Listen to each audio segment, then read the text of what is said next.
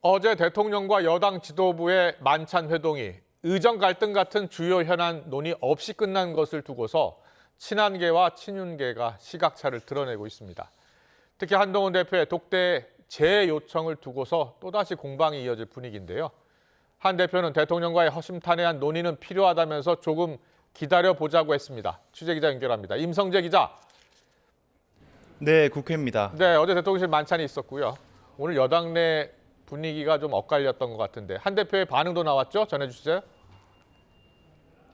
어젯밤 용산 대통령실에서 1시간 반 남짓 진행된 만찬을 두고 이 친한계와 친윤계 간 신경전이 고조되는 분위기입니다. 이 만찬에서 추석 민심과 함께 현안을 둘러싼 의견이 전달되길 기대했던 친한계와는 달리 이 만찬이 이 상견례 이상의 의미를 부여하기가 힘들게 되면서 여진이 이어지고 있는 건데요.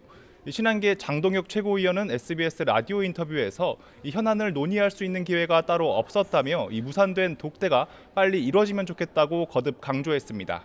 들어보겠습니다. 당대표와 대통령과의 관계가 어떻게 이렇게 비춰지지 않을까 저렇게 비춰지지 않을까 그런 고민보다 독대가 필요하다고 생각하면 두 번, 세 번이라도 저는 독대 요청할 필요가 있다고 생각합니다. 물밑에선 날선 반응도 감지되는데 한 친한계 참석자는 YTN과 통화에서 이 대통령실이 당과 달리 절박하지 않은 것 같다며 민감한 주요 현안을 그냥 놔두자는 건지 답답하다고 토로했습니다. 반면 친윤계는 만찬 자리에서 말할 기회는 충분히 있었다고 반박했습니다. 이 관련 발언 들어보겠습니다. 인사말하고 못하고의 문제가 아니고 오히려 한동훈 대표께서도 바로 대통령을 마주보고 이야기하면서 이야기를 꺼낼 수 있는 기회는 충분히 있었는데 애당초부터.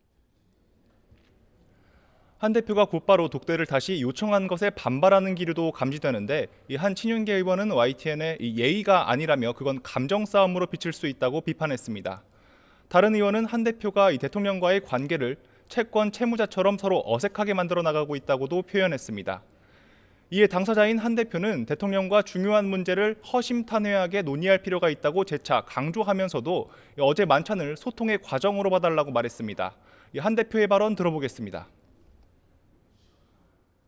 독대 요청한 이후에 요청에 대한 의사를 가지셨을까요? 좀 기다려보시죠. 만찬의 성과요? 만찬의 성과는 저녁을 먹은 거 아닐까요?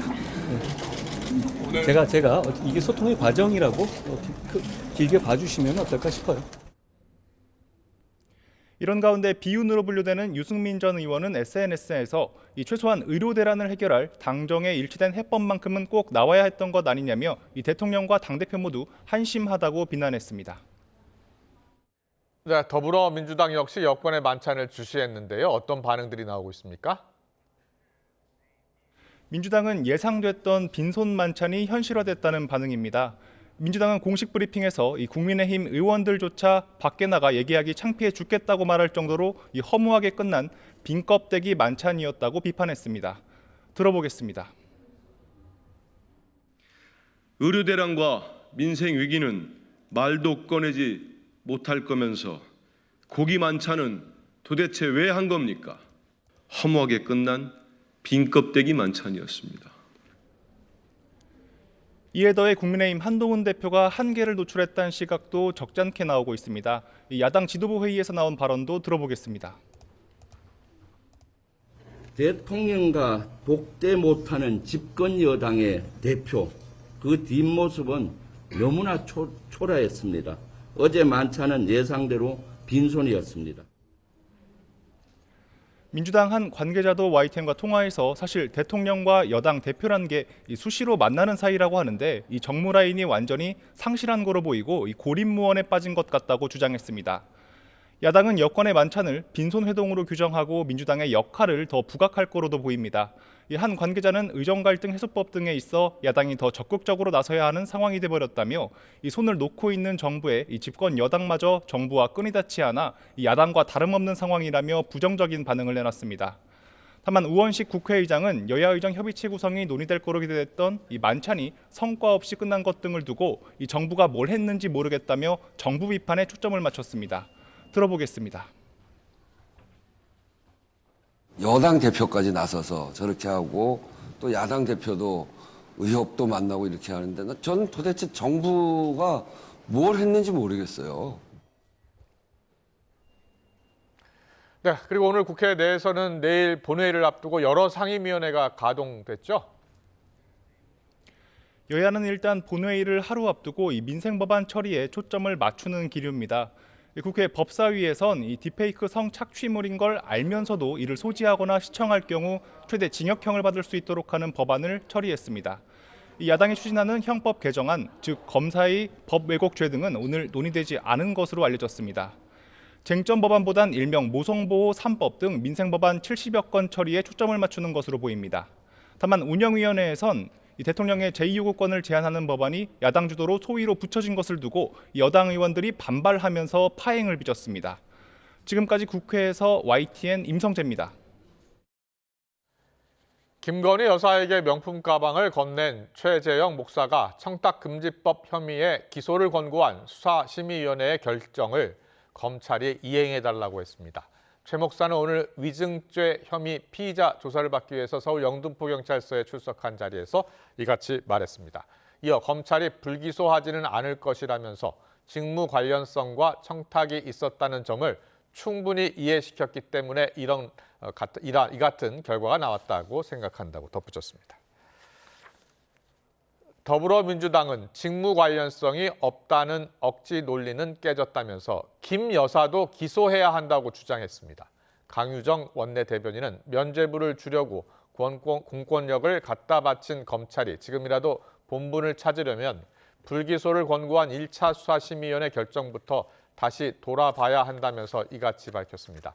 이어 심우정 검찰총장은 2차 수사심의위원회 권고를 즉각 받아들여 가방 준 사람과 받은 사람 모두 기소해야 한다고 지적했습니다. 국민의힘은 검찰 수사심의위원회가 김건희 여사에게 명품 가방을 준 최재형 목사를 기소해야 한다고 권고한 것을 두고서 검찰이 잘 판단을 해야 한다는 반응을 냈습니다. 김종혁 최고위원은 김 여사와 최 목사에 대한 결과가 다른 거 모순된 결정이라면서 검찰이 판단해야 할 것 같다고 말했습니다. 검사 출신인 김재원 최고위원도 과거에도 검찰은 수심위 결정에 종속되지 않았다면서 잘 판단해서 결정해야 할 것이라고 주장했습니다. 윤석열 대통령은 출산과 육아가 행복한 경험이 돼야 인구 위기를 극복할 수 있다면서 이를 위해선 기업의 역할이 무엇보다 중요하다고 밝혔습니다. 이어 일과 가정의 양립에 앞장서는 우수 중소기업에 대해서 세제 혜택을 검토하는 등 정부도 최선을 다해서 뒷받침하겠다고 약속했습니다. 윤 대통령의 발언을 직접 들어보겠습니다. 인구학 전문가들은 출산과 육아가 행복한 경험이 될 때 지금의 인구 위기를 극복할 수 있다고 말하고 있습니다. 그런 만큼 청년들이 열심히 일하며 행복하게 육아를 병행할 수 있도록 일터의 환경과 문화를 바꿔 나가는 것이 최우선 과제라 할 수 있습니다. 정부도 최선을 다해서 뒷받침하겠습니다. 우선 정부 정책자금 지원이나 입찰 사업 우대와 같이 기업이 체감할 수 있는 인센티브를 만들겠습니다.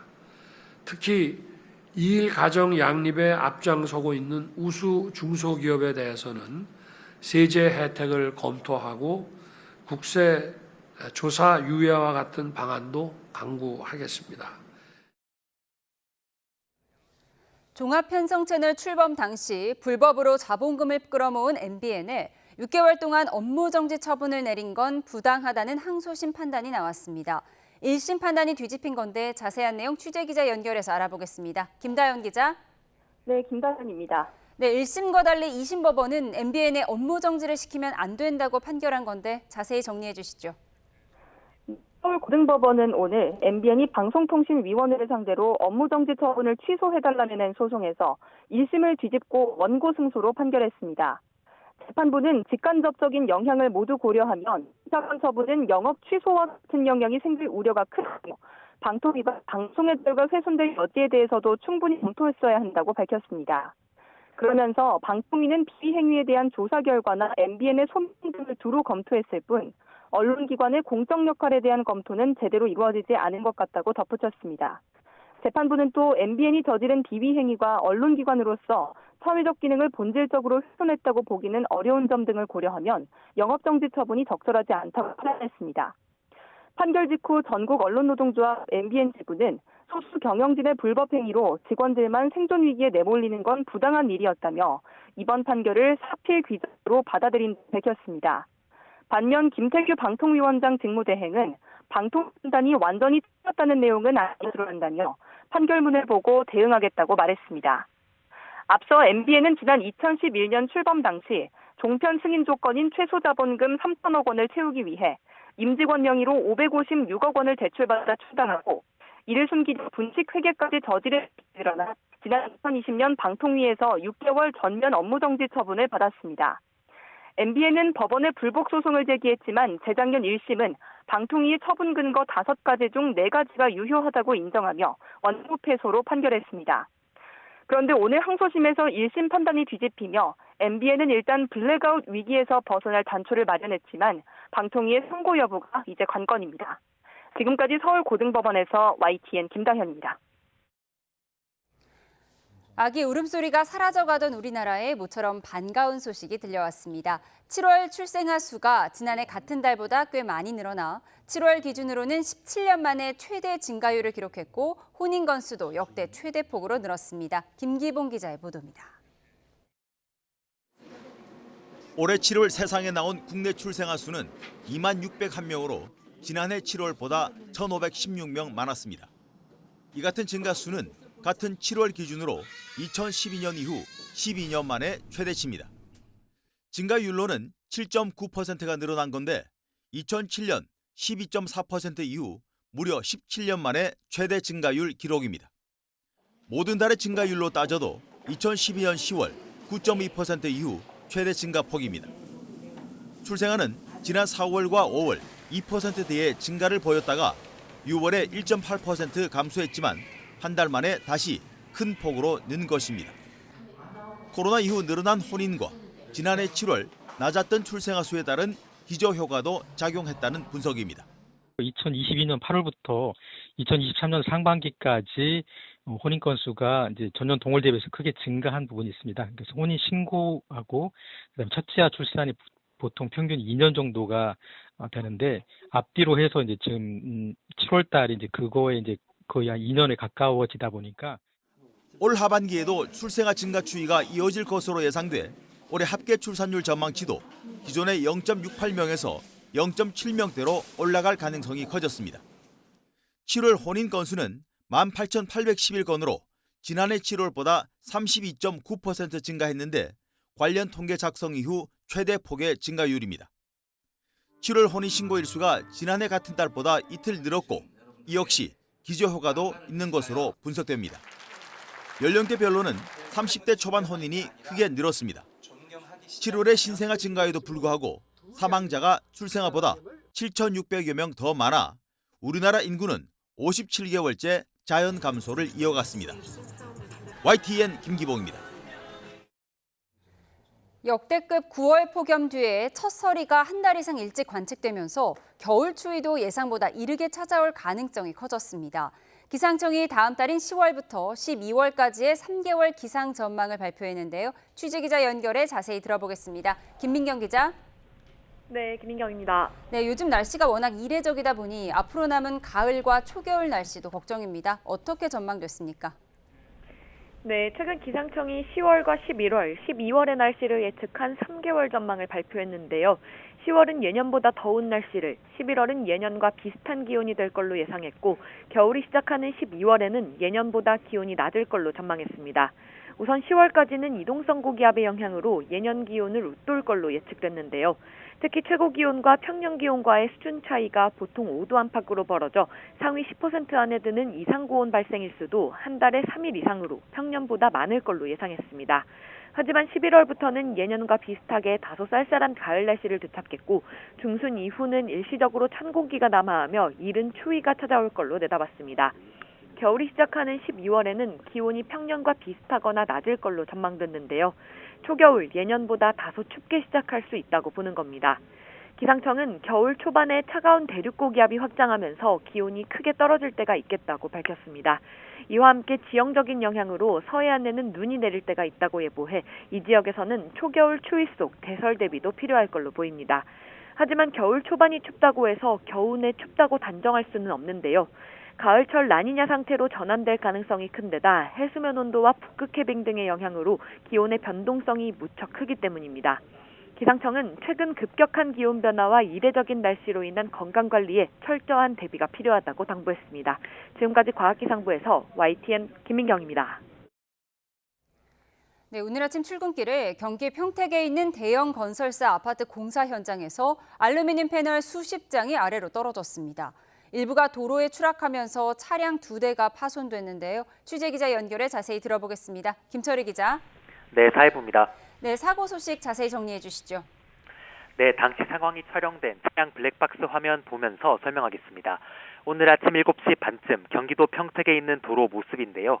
출근 시간대 차들이 쌩쌩 달리고 있는데 벼란간 하늘에서 무엇인가 떨어지기 시작합니다. 눈으로 봐도 수십 장은 돼 보입니다. 햇빛을 받아 반짝이기도 하는데요. 공사 현장에서 쓰이는 알루미늄 패널입니다. 자재들은 넓게 흩어지며 일부는 도로에도 흩어졌습니다. 이후 작업자들로 보이는 남성이 도로 한가운데로 뛰어들어와 패널을 회수해갑니다. 차들이 달리고 있어 위험해 보입니다. 패널 하나는 차량 지붕 위로 추락하기도 했습니다. 운전자가 차에서 내려 어쩔 줄 몰라 하자 뒷차에 타고 있던 남성이 나서 이 패널을 옮깁니다. 옮기는 모습을 보니 성인 남성 키 정도 크기에 무게도 가벼워 보이지 않습니다.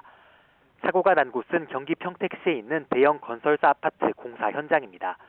이 사고로 다친 사람은 없는 것으로 파악됐지만 공사장에서 낙하한 알루미늄 패널 가운데 8장이 도로나 차 위로 떨어져 출근길 혼란이 빚어졌습니다. 특히 차량 2대가 파손된 것으로 파악됐습니다. 평택시청 측은 타워 크레인에 달린 케이지 바닥이 파손되면서 사고가 난 것으로 보고 있다고 설명했습니다. 이 공사 현장에서는 지난 2월에도 작업자 한 명이 숨지는 사고가 났는데요. 이번에는 건설 자재가 도로로 떨어지는 사고가 나면서 안전 관리에 대한 우려가 커지고 있습니다. 지금까지 사회부에서 YTN 김철입니다.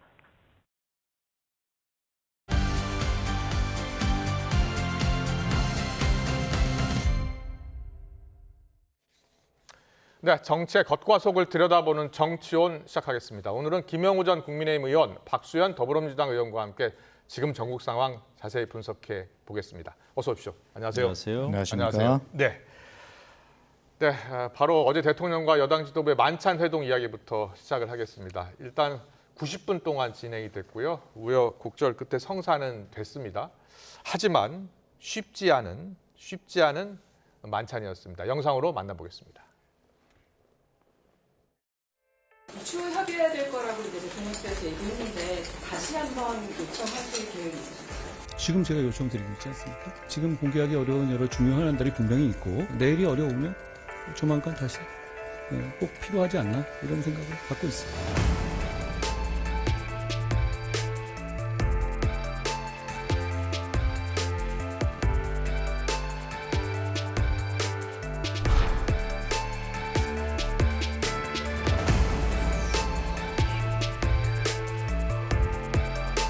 그런 만찬 자리였으면 건배사나 인사 말씀할 수 있는 정도의 기회가 있을 거라고 생각을 하고 그런데 그런 기회도 없었기 때문에 조금 아쉬웠던 것 같고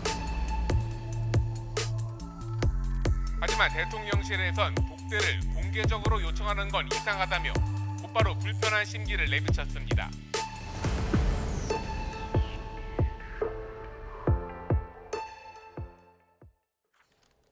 네.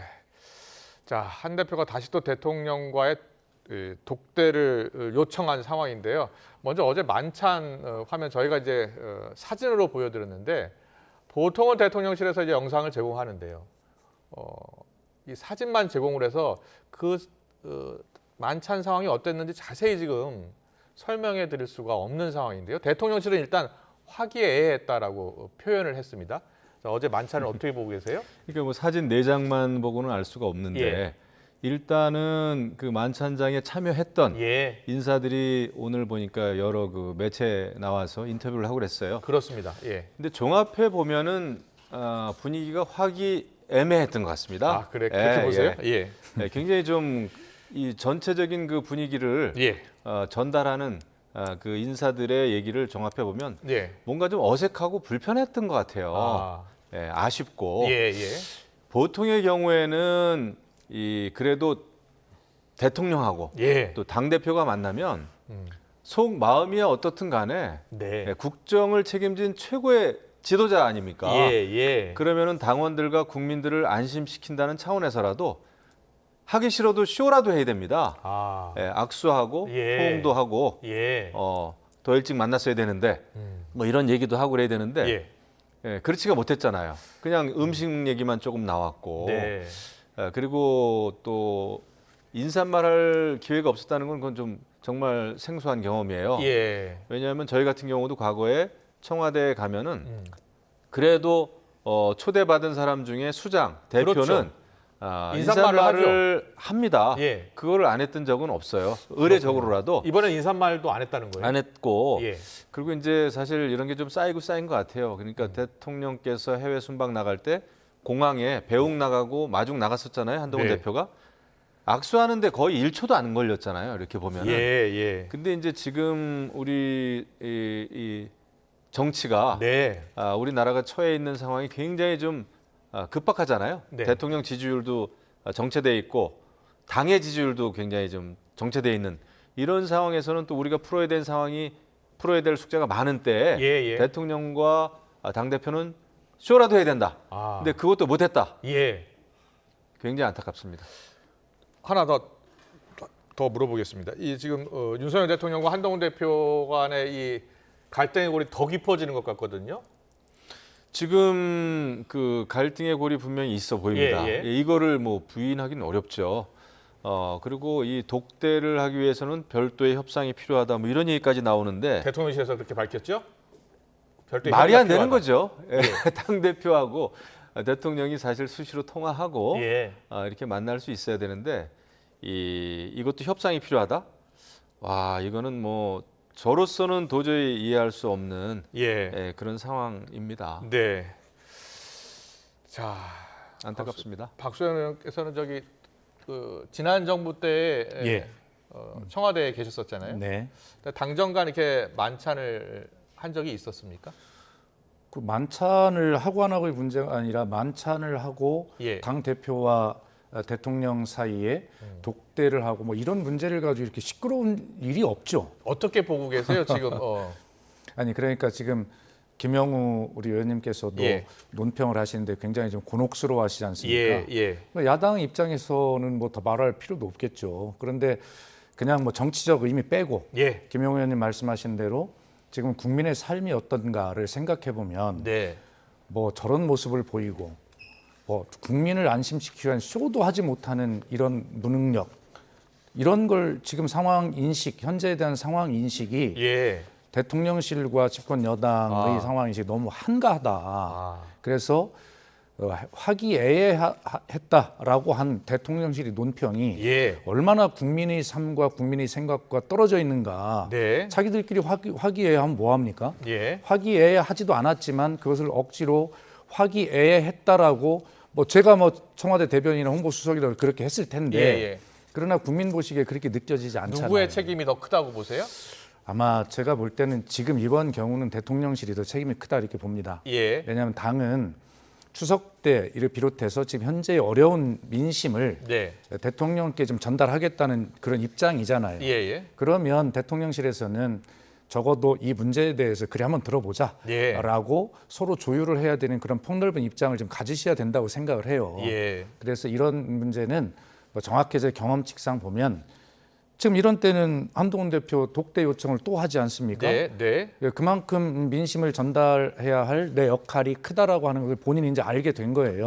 그리고 그걸 안 하면 본인이 살 길이 없다는 것을 알고 있는 겁니다. 그래서 지금 앵커께서 이제 갈등의 골이 두 분의 갈등의 길이 더 깊어지는 것 아니냐 이렇게 이제 말씀하시는데 저는 적극 동의합니다. 그래서 이제 정말 잘 풀어내셔야 되는데 지금 이대로 가다가는 이제 한동훈 대표, 여당 대표와 대통령께서 이제 각자 갈 길을 가게 되는 출발점에 분명히 서 있어요. 그래서 이 문제는 각자 갈 길을 가고 있다. 그렇습니다. 예. 어떤 길을 각각 가고 있는 겁니까? 좀 전에 이제 김영우 의원께서도 말씀하셨습니다만 독대를 위한 협상이 별도로 필요하다라고 하는 입장은 뭐냐면 정확한 표현은 협의더라고요. 협의. 예, 협의가 필요하다고 하는 이유는 뭐냐면 한동훈 대표가 이야기하려고 하는 주제를 대통령 입장에서 보면 받아들일 수 없는 주제입니다. 예. 예, 의대 정원의 문제, 그다음에 김건희 여사에 관한 문제, 이런 문제를 대통령실에서는 지금 이것을 받아들일 수가 없는 이슈예요. 그래서 지금 독대가 하기 어렵다. 그래서 어려운 것이죠. 예. 그러나 거기에 민심이 달려 있거든요. 그렇기 때문에 이게 쉽게 이루어지지 않을 것이고 이루어진다 하더라도 내용이 없는 독대 회담이 되기 때문에 그렇군요. 이 굉장히 조율이 필요한 것인데 그렇다 하더라도 빨리 조율을 해서 뭐라도 해야 국민이 좀 희망을 가질 수 있지 않겠어요? 그렇군요. 오늘 김재원 최고위원이 이 독대 이야기를 하면서요. 한동훈 대표가 독대를 제안했지만 독대를 수용했을 경우 그 다음이 문제다. 한동훈 대표의 바람을 그대로 들어준다면 또 한동훈 대표에게 굴복했다는 프레임이 나올 수 있고 또 들어준다고 하더라도 들어주지 않는다면 또 고집을 피운다라고 이야기할 수도 있다. 이런 취지로 이야기하더군요. 지금 그 자존심 싸움 할 만큼 그렇게 한가한 상황이 아니에요. 지금 그 굉장히 위기 의식이 없는 거죠, 만약에 그렇다면 이게 지금 뭐 독대를 들어주고 서로 입장은 다를 수 있습니다. 사안에 대해서 당연히 다를 수 있죠. 하지만은 그 다른 입장을 서로 확인하고 많은 이야기를 하고 그리고 한 번 독대해서 무슨 협상의 결과물을 만들어 달라는 그게 아니잖아요. 지금은. 여러 가지 지금 산재에 있는 많은 그런 이슈에 대해서 당 대표하고 대통령하고 만나서 국정을 논의하는 거, 의논하는 거, 그 과정이 지금 필요한데 만나는 거 가지고 이렇게 힘들어 가지고 어떻게 국정 운영이 되겠어요? 지금은 사실 국정 운영의 동력이 굉장히 약화되어 있는 상태입니다. 당정 관계는 국정 운영의 동반자 관계죠? 동반자고 국정 운영을 하려면은 당과 정이 자주 만나서 문제를 풀어가려는 그런 그 과정이 필요하잖아요. 근데 서로 입장이 다른 걸 알기 때문에 만나가지고 얘기해봐야 얼굴 붉힐 일밖에 없다. 이렇게 생각하는 거 아니에요. 그리고 내가 독대를 해가지고 상대방의 입장을 들어주면 내가 지는 거다. 라고 생각하면은 저는 국정 책임질 그 자세가 아니라고 봅니다. 이건 지금 국민들이 원하는 건 그것도 아니고요. 알겠습니다. 박수현 최고위원이요. 한동훈 대표 입장에서 한동훈 대표도 갈 길을 가고 있는 것 같다라고 이야기를 했거든요. 지금 이제 사실 뭐 대통령이나 아니면은 한동훈 대표는 그래도 나라를 위해서 지금 맡은 바 일을 하고 있다라는 그런 소명 의식은 있을 거예요. 그런데 이제 그 과정을 잘 못 만들어가는 것 같아요. 너무 애초롭지 않습니까? 독대해달라, 독대해달라 이거를 계속 이야기하는 것도 굉장히 국민들이 볼 때는 우스꽝스러워요. 그리고 또 집권 여당의 당대표를 제대로 만나주거나 독대를 하지 않고 그다음에 초대해놓고 인사말 한마디 할 수 있는 그 기회를 주지 않는다는 것도 얼마나 코미디입니까? 거기에 이게 무슨 삼시세끼 먹방 찍으러 간 게 아니잖아요. 그러면은 저는 그 이야기를 할 수 있는 그런 회동은 반드시 필요하다. 어제는 이제 30명 가까이 되는 인사들이 모였기 때문에 속 깊은 얘기 못 하죠. 뭐 상견례라고 칩시다. 하지만 다음에 만약에 이런 회동도 또 없고 독대가 이루어지지도 않고 그런 만남이 이루어지지 않는다면은 그거는 굉장히 저는 심각한 그런 그 시그널이다 이렇게 생각합니다. 그 두 분이 풀어야죠. 어떻게 해서든지. 어떻게 풀어야 된다? 만나야죠. 만나지 일단 않고 만나야 된다. 만나야죠. 통화하고 만나고 이래야지. 이걸 가지고 그러면은 만약에 지금 그 어떤 정책이 됐든 뭐가 됐든 이게 이제 실패했을 경우에 그걸 누가 책임집니까? 그거는 굉장히 정말 스스로 무덤을 파는 일이다 저는 이렇게 봅니다. 두 달 전 지금 두 달 전 모습 보고 계시는데요. 두 달 전 만찬 때 모습입니다. 그 당시 때는 이제 러브샷도 했고요. 저렇게 이제 동영상도 공개가 돼서 저희가 알 수가 있었잖아요. 그리고 그 당시 때 윤석열 대통령이 한 대표 외롭게 하지 말라는 표현도 했어요. 그런데 그 두 달 사이에 도대체 어떤 일이 있었던 겁니까? 지금 윤석열 대통령과 대통령실 입장에서는 굉장히 중요한 지점에 서 있다고 저는 생각합니다. 좀 주제가 동떨어진 것 같지만 한번 잠깐 들어보세요. 말씀해 주세요. 그 하루 이틀 사이에 언론에 보도된 그 단독 기사, 특종 기사들이 막 나온 게 있어요. 그게 뭐냐면 그 소위 이제 그 최상병 사건과 관련한 그런 여러 가지 나오는 사람 중에 블랙펄 인베스트먼트의 이종호 대표라는 사람이 있죠. 그분이 그 사람이 김건희 여사와 통화한 적이 없다. 전화번호 모른다. 어제도 그 사안에 대해서 이야기를 했습니다. 그러니까 그 나왔는데 그런데 도이치모터스 주가 조작 사건 수사가 시작되자 김건희 여사와 36번이나 통화한 것이 밝혀졌거든요. 네, 4년 전이었습니다. 밝혀졌는데 자 생각해 보세요. 그 자료가 어떻게 나왔을까요? 어떻게 나왔을 것 같아요? 그건 나올 수가 없는 자료죠. 그게 문재인 정부 때 검찰이 수사했던 내용이거든요. 그런데 그건 뭐 저는 알 수가 없고 중요한 것은 뭐냐면 이런 시점이에요.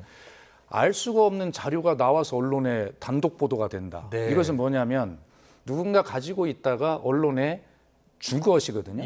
그렇다면 이것이 윤석열 대통령의 그립감이 풀어지고 있다는 얘기예요. 그렇게 또 해석을 하십니까? 그렇다면 지금 그런 일들이 몇 개 지금 벌어지고 있거든요. 그렇다면 윤 대통령 입장에서는 그립을 세게 지금 잡고 있는 것 같지만 지금 풀리고 있는 징조가 나타나고 있고 그렇다면 당의 그 뒷받침이 굉장히 필요한 시점입니다.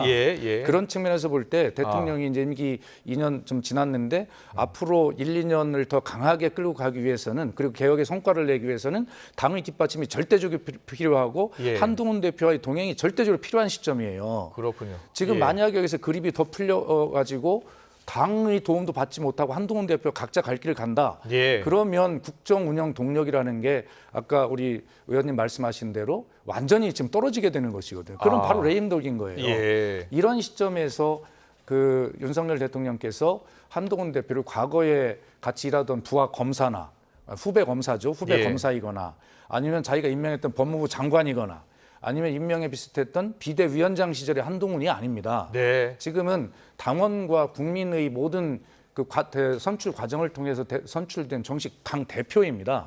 그렇기 때문에 그런 어떤 현재 한동훈 대표 위상을 정확하게 인정하고 그리고 김건희 여사의 문제 때문에 섭섭했던 것은 개인적 감정으로 치우고 그것은 빨리 치우고 공적인 관계로 빨리 회복하는 노력을 대통령실에서 해야 합니다.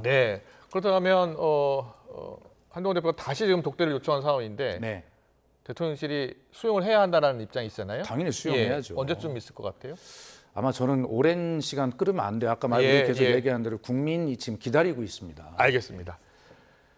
자, 다음 키워드로 넘어가겠습니다.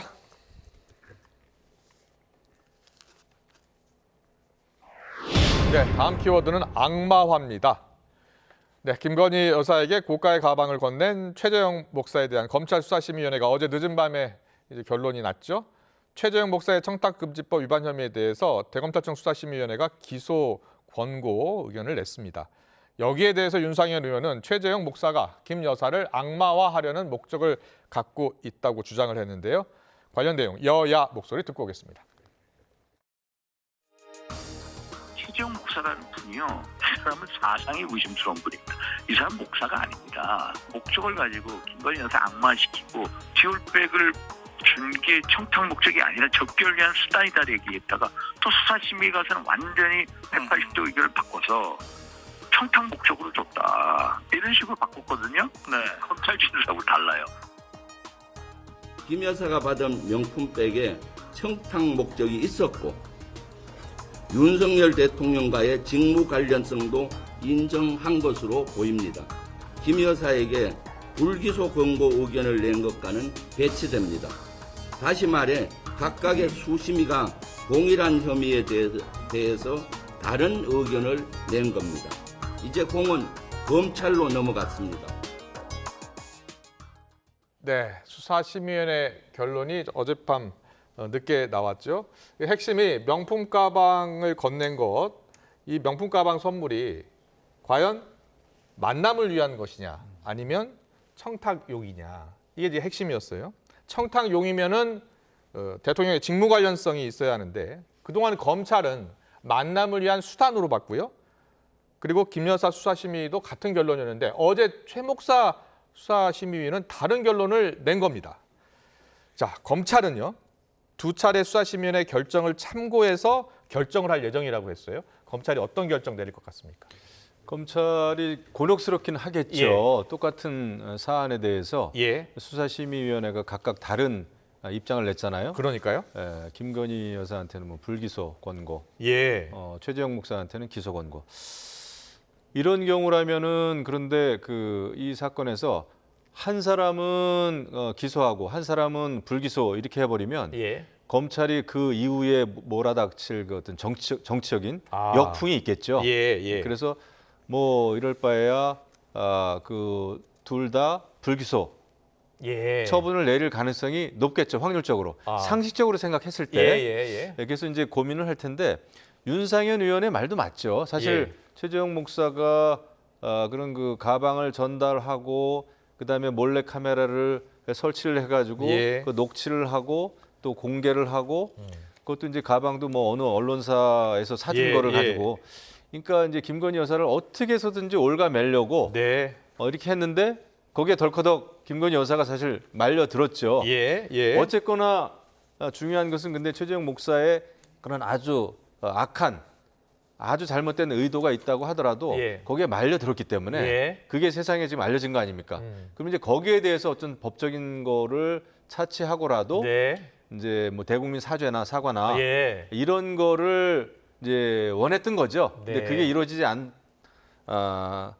않았죠. 그러다 보니까 계속 지금 김건희 여사가 깊은 늪으로 빠져드는 듯한 그러니까 김건희 여사 어떤 그 악마와 프레임이 지금 계속 먹히고 있잖아요. 이것을 또 야권 야당에서는 충분히 활용하고 있고 이것으로부터 벗어나려면은 모종의 결단을 해야 되는 거죠. 그렇지 않으면 끝이 없을 것 같아요. 그렇군요. 이 정성호 의원이 오늘 라디오 인터뷰에서 이렇게 얘기하더군요. 이 수심위의 권고를 검찰이 받을 것 같냐라고 하니까 받지 않을 것이라고 예상을 하더라고요. 그래서 특검이 필요하다라고 했습니다. 당연히 저희는 그런 보세요? 시각을 가지고 있고요.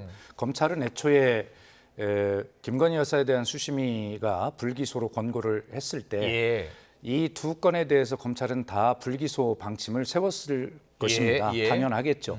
김건희 여사를 봐주기 한다라고 하는 야당의 주장인 것입니다. 그렇다면 최재형 목사도 봐줘야죠. 그럼 최재형 목사가 내가 유죄라고 날 유죄를 달라고 계속 요구하고 있지 않아요? 하여튼 정말로 아이러니한 일이 생긴 것이죠. 그러나 지금 우리 김영호 의원님 말씀대로 검찰이 김건희 여사를 기소하지 못할 건 분명하지 않습니까?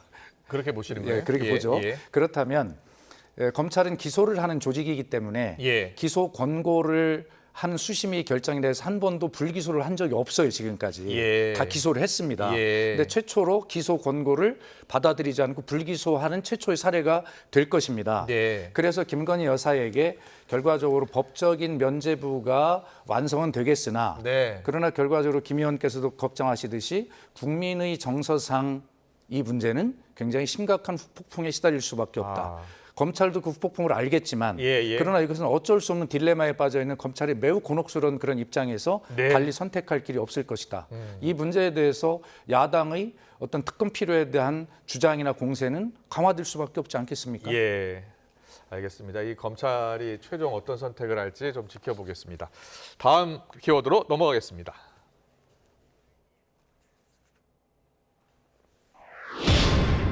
다음 키워드가 폐기입니다. 정성호 의원이네요. 금융투자세를 유예할지 아니면 예정대로 시행할지 아니면 폐기를 할지. 자, 민주당은 지금 당론을 정하기 위한 토론회를 열었죠. 갑론을박이 벌어졌고요. 그런데 정성호 의원이 오늘 폐기하는 게 낫겠다라는 주장을 했습니다. 이어서 김영환 의원의 목소리까지 듣고 오겠습니다. 유예가 시장의 불안정성을 갖다 더 심화시키는 게 아니냐. 저는 민주당이 집권해서 주식시장을 좀 살려놓은 다음에 그러면 아예 폐기를 말씀하세요? 그러는 게 낫지 않겠나는 개인적인 생각. 민주당이 좀 집권해서 주식시장이 좀 살려놓은 다음에 그런 상승기에 다시 뭐 여론을 모아갖고 전체적인 금융투자 소득에 대한 어떤 검토를 해볼 필요가 있는 게 아닌가. 그렇게 우하향 된다고 그 신념처럼 이렇게 가지고 계시면 인버스 투자하시면 되지 않습니까? 선물 풋 잡으시면 되지 않습니까? 사실은 주가가 내려도 이득을 얻는 분들이 계십니다. 그게 법인세 아닙니다. 소득세입니다. 개인이 소득이 생기면 거기에 내는 세금인데 현재 세금 체계가 개인들한테 너무나 불리하게 돼 있다. 이런 말씀을 좀 드리고 싶습니다. 민주당 토론회 이야기니까 박수현 의원께 여쭤볼게요. 지금 아직 당론을 결정하진 않았는데 한 달 뒤에 당론으로 이제 결정을 하는 거잖아요. 그렇습니다. 어제 이제 당내에서 시행하자는 파와 유예하자는 파라고 해서 좀 개파 같은데 그렇게 해서 이제 토론을 어제 했죠. 전 어제 그 문체위원이기 때문에 우리 대한축구협회와 체육계 이것 때문에 의총에는 참석을 못했습니다만 그러나 그 동안에 굉장히 오랫동안 의원들 그 텔방에서 많은 토론이 이루어졌고 실제로 많은 의견들이 이렇게 생산적으로 많이 교환된 적은 없어요. 그렇군요. 그래서 속이 타는 개인 투자자, 소위 개미 투자자들께서는 왜 빨리 결정을 안 하냐라고 하는 1분 1초가 속이 타는 그 심정에 대해서 죄송함은 있지만 그러나 시행과 유예라고 하는 뭐 이런 어떤 입장들의 충분한 서로 일리들이 있거든요. 법을 바꾸지 않으면 내년 1월에 바로 시행되는 거죠. 그렇습니다. 그런 것인데 그러나 어쨌든 굉장히 그 아주 건강하고 진지한 토론을 지금 하고 있고 지금 국민들의 목소리에 민주당이 전혀 귀를 닫고 듣지 못하고 있는 거 아니다. 다 듣고 있다는 말씀을 꼭 드리고 어쨌든 그렇게 현재의 주식 상황에 대해서 애를 타시는 개인 투자자, 소위 개미 투자자라고 부르지만 그런 어떤 국민들께 진심으로 송구하다는 말씀을 먼저 꼭 드리고 싶어요.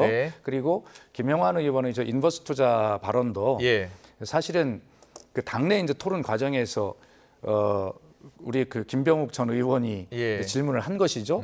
미국 주식시장과 우리 주식시장의 디커플링 이 사태에 대해서 정말 그렇게 이럴 때 이런 걸 해야 되냐라고 하는 것에 대해서 김병욱 의원 개인이 질문한 것인 줄 알고 거기에 대해서 본인도 얘기했듯이 상징적으로 비꼬듯이 어떻게 정치인들은 한마디로 이렇게 상징적으로 답변하고 말하는 버릇들이 있잖아요.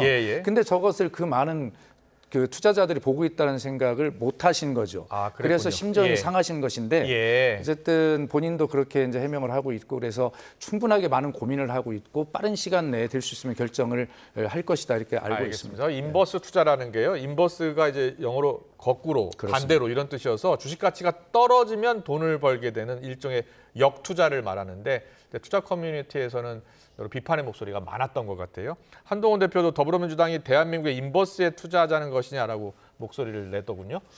그렇죠. 이번에 이제 금투세 관련해 가지고 민주당이 열었던 그 정책 토론회는 이게 진정성이 없는 거예요. 지난번에 민주당의 한 의원이 이번 토론회는 역할극이다. 그러니까 그 롤플레이 한다는 거 아니에요? 짜놓고 한다는 거 아닙니까? 그래서 그 말 그대로 그냥 그 실행이 된 것 같아요. 인버스 투자 얘기를 이렇게 쉽게 하고 그러면 결국 주식 시장이 잘 되기를 바라는 건지 아니면 뭐 잘 되지 않고 주가가 하락해도 다 돈 벌 사람은 벌기 때문에 그냥 가자는 건지 너무 진정성이 없어 보이잖아요. 그래서 이것은 아마 민주당 내에서 외연 확장 또 주식에 투자하고 있는 많은 그 개미 투자자들을 그분들에 대해서 어떤 외연 확장성을 꾀하고 한 것 같은데 진정성은 역시 없었다. 정성우 민주당 의원이 한 얘기가 정답이죠. 불안정성을 없애기 위해서는 차라리 빨리 폐기하는 게 낫다. 국민의힘 주장이잖아요. 폐기가? 그렇죠. 그 정성우 의원은 이제 민주당임에도 불구하고 그 여러 가지 주식 시장의 불안정성을 없애기 위한 그 진정 어린 마음 가지고 이야기를 한 겁니다.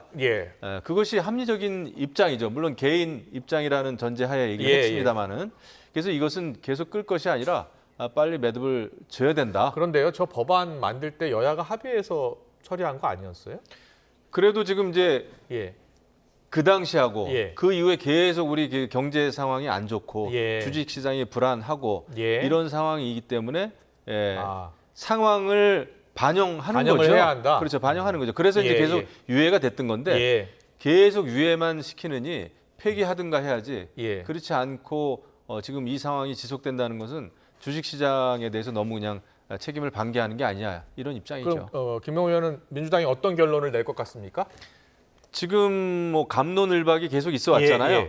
근데 이재명 대표라고 하면은 저는 지난번에도 금투세에 대해서는 굉장히 유연한 입장을 한번 얘기를 했었어요. 그렇습니다. 그래서 한번 유예 정도 결정을 내릴 수도 있겠다. 이재명 대표라면. 그런데 이제 문제는 당내 뭐 진성준 의원이라든지 정책위 의장 이런 사람들이 이제 굉장히 강력히 금투세 폐지나 유예를 반대하고 있거든요. 그래서 당내 갈등으로 가는 거 이거를 이제 이재명 대표가 용인할 것인지 그런 게 좀 관심이죠. 그렇군요. 이게 우리가 이 부분을 좀 정확히 김영우 의원님도 국민의힘도 함께 고민해야 될 지점이 뭐냐면 우리 대한민국의 주가 지수가 굉장히 낮은 편이라고 하지 않습니까?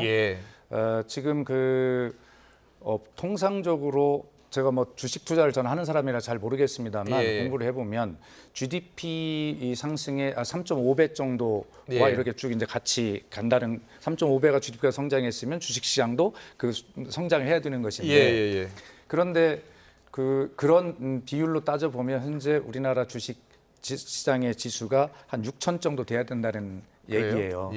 그만큼 미국이나 일본의 주식시장에 비해서 우리 주식시장의 이 어떤 투명성이나 이런 문제 여러 가지 문제들 때문에 주가 지수가 오르지 못하고 있죠.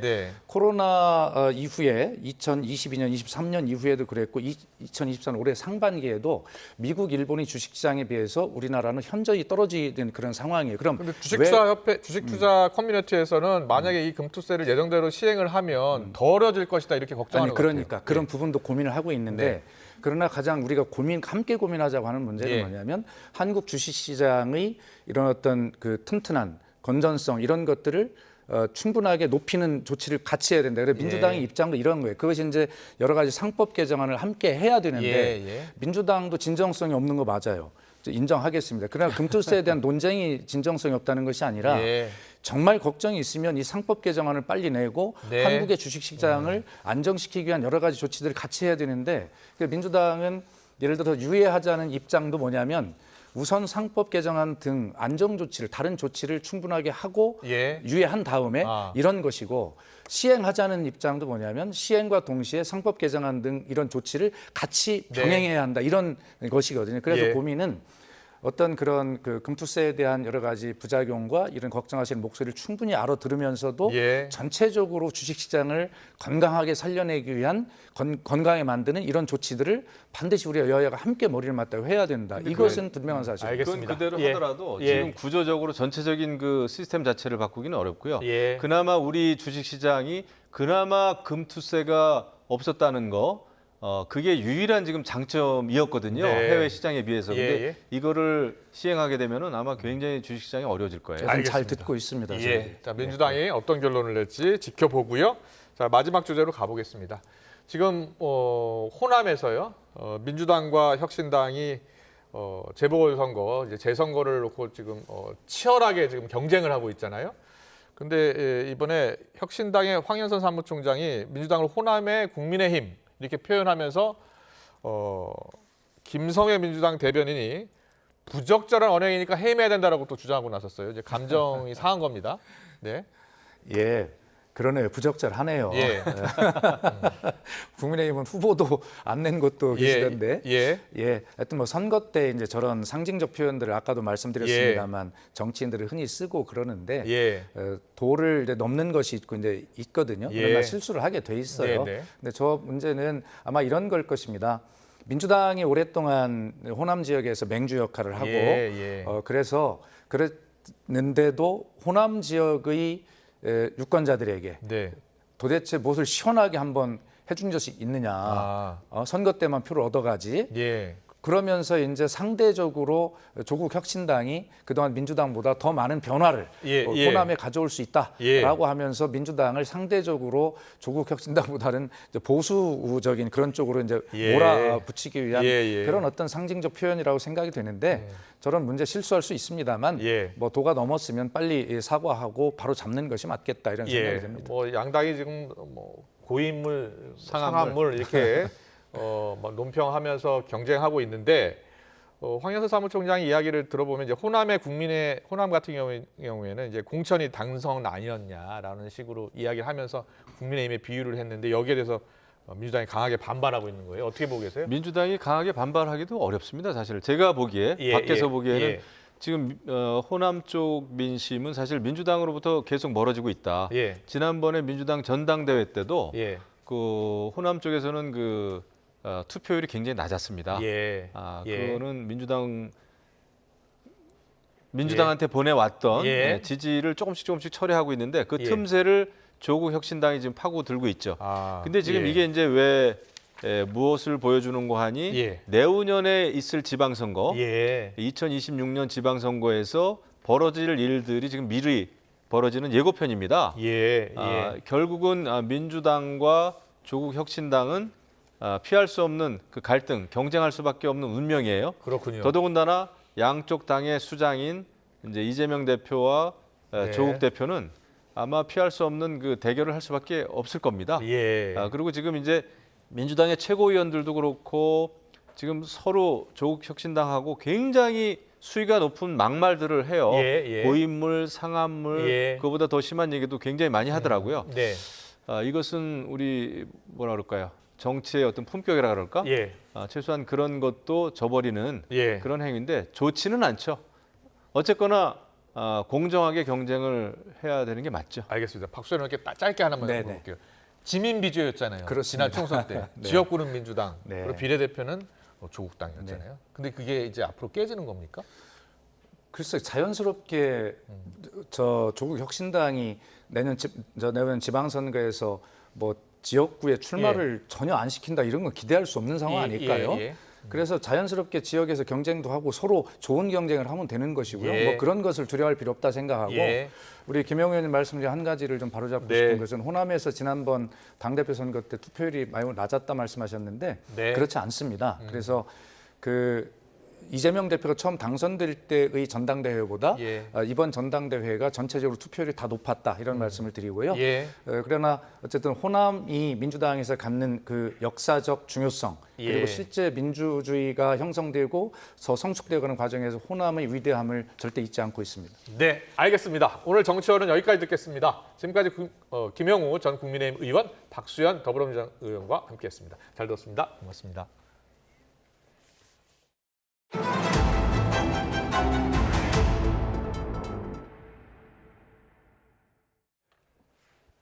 네, 새벽 시간 고급 외제차가 오토바이를 들이받아 2명이 숨지거나 크게 다쳤다는 소식을 전해드렸는데요. 이 배달 일을 마치고 귀가하다 참변을 당한 겁니다. 차를 버리고 휴대전화도 끈 채 잠적한 뺑소니범을 경찰이 특정해서 추적하고 있습니다. 나연호 기자의 보도입니다.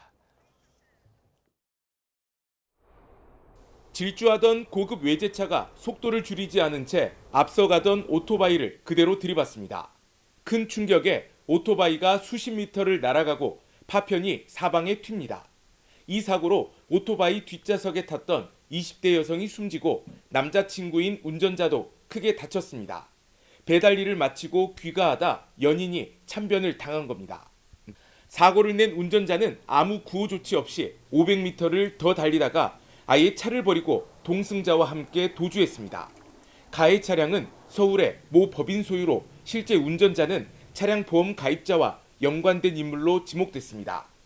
하지만 휴대전화를 끈 채 잠적해 마지막 신호 추적과 탐문 등을 하며 행방을 찾고 있습니다. 운전했던 사람이 과거에 이제 그 보험 들었던 사람하고 좀 상이해요. 그래서 특정해서 근거활동 중입니다. 경찰은 운전자를 붙잡는 대로 특정 범죄 가중처벌법상 도주치사 혐의를 적용해 입건할 계획입니다. 또 사고 직전 광주 도심에서 함께 질주한 다른 외제차도 사고와 관련성이 있는지 들여다보고 있습니다. YTN 나연호입니다. 부부싸움 뒤에 화가 난다면서 옥상에서 벽돌을 던지고 투신을 시도한 여성이 경찰에 붙잡혔습니다. 서울 도봉경찰서는 40대 여성 A씨를 특수폭행 혐의로 현행범 체포한 뒤에 응급 입원 조치를 했습니다. A씨는 어제 서울 창동에 있는 다세대 주택 옥상에서 벽돌을 아래로 던진 혐의를 받고 있습니다.